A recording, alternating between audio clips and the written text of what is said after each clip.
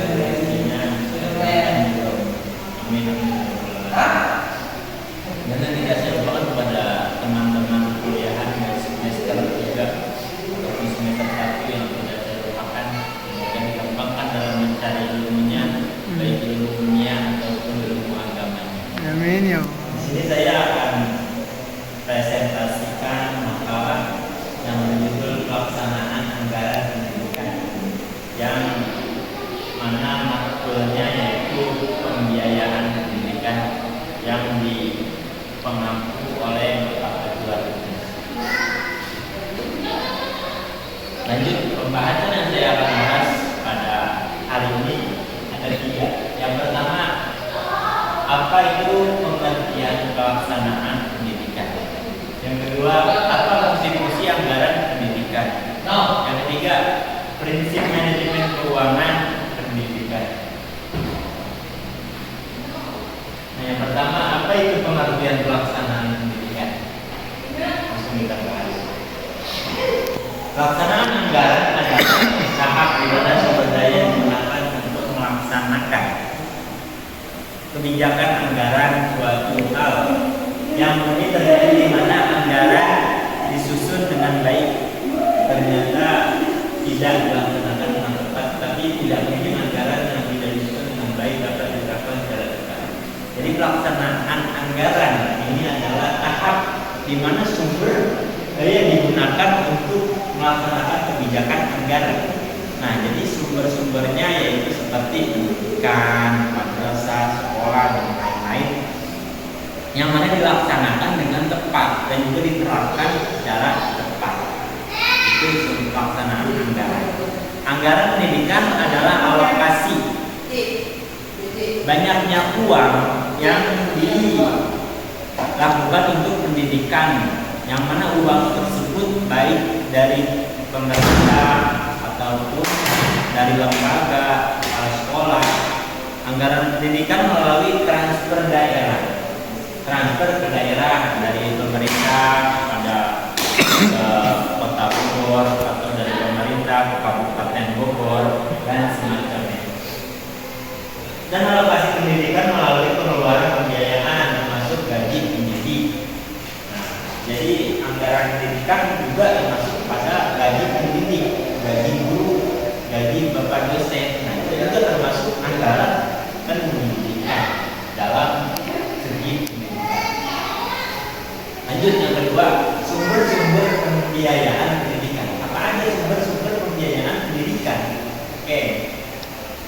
Sumber-sumber pembiayaan pendidikan ini dalam pendidikan sekolah dikategorikan menjadi 3, yaitu pemerintah. Yang pertama, pemerintah yang meliputi bantuan operasional sekolah BOS. Mungkin kalau sekarang pemerintah yang meliputi bantuan operasional BOS. Jadi setiap sekolah, tiap madrasah, SMA itu ada yang namanya operasional BOS, yang mana setiap bulan atau setiap tahunnya itu keluar yang namanya uang untuk siswa dan juga siswi. Nah, yang kedua, sumber yang kedua adalah usaha mandiri sekolah. Ini mah usaha dari sekolahnya sendiri, yang berupaya kegiatan pengelolaan kantin sekolah, yang seperti dari kantin sekolah. Nah, itu dapat menghasilkan uang. Nah, nanti uangnya dikembalikan kepada sekolah untuk membantu kegiatan sekolah oleh perusahaan atau koperasi sekolah atau model teknik. Yang ketiga, orang tua siswa. Nah, yang ketiga adalah orang tua siswa yang berupa sumbangan fasilitas. Kalau orang tuanya mempunyai bisnis, misalkan bisnis meja, bangku, nah itu bisa namanya menyumbangkan fasilitasnya untuk sekolah. Agar apa? Agar siswa itu belajar dengan nyaman, dengan fasilitas yang baik. Yang ketiga, yang kedua, sumbangan pembangunan gedung hiburan.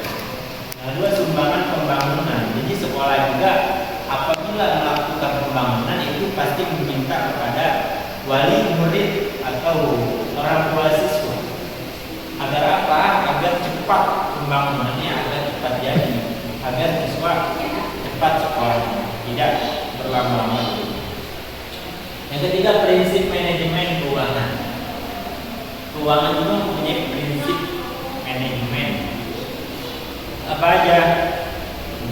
Penggunaan aktivitas dalam proses pembelajaran memiliki manfaat, antara lain ini transparansi. Apa itu transparansi? Transparansi itu adalah transparan. Yang kedua, akuntabilitas. Yang kedua, akuntabilitas. Yang ketiga, efektif. Efektif dalam belajarnya, dalam hal-hal yang lain. Yang ketiga, efisien. Dari awal sampai akhir pembelajaran atau pelajaran apapun itu baik. Masuk efisien dilihat dari dari segi penggunaan waktunya yang baik dalam pembelajaran, dan juga tenaga pendidik yang baik, dan juga biayanya juga tidak penting. Yang kedua, masuk efisien yang kedua ini adalah dilihat dari segi hasil. Kalau kita memakai penggunaan aktivitas yang tadi dikatakan transparansi, akuntabilitas, efektivitas, dan efisien, pasti akan yang namanya ada hasil. Bila kita melakukan yang tiga, transparan, akuntabilitas, dan efektif, pasti akan namanya ada hasil yang maksimal. Yang keempat,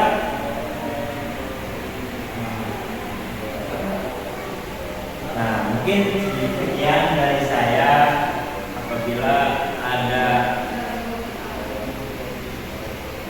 Apabila ada kata-kata yang salah, mungkin bisa disalahkan. Nah, jadi pemerintah mengambil kesimpulannya, pemerintah ini,